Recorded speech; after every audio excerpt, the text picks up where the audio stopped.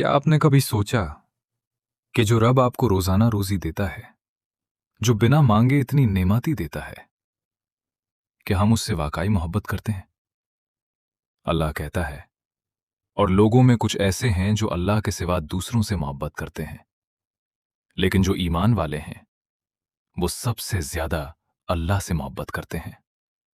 सोचें, हम दिन भर कितनी चीजों को याद करते हैं, मगर अपने रब को कितनी दफा याद करते हैं?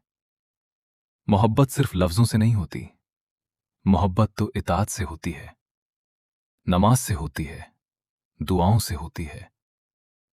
अगर आप सच में अल्लाह से मोहब्बत करते हो तो आज से एक छोटा सा अहद करो। हर दिन 5 वक्त नमाज का, हर दिन कुछ कुरान का, और हर दिन अल्लाह का जिक्र। देखो, जब बंदा अल्लाह से मोहब्बत करता है तो अल्लाह उससे और ज्यादा मोहब्बत करता है, और जब अल्लाह मोहब्बत करता है तो जिंदगी बदल जाती है।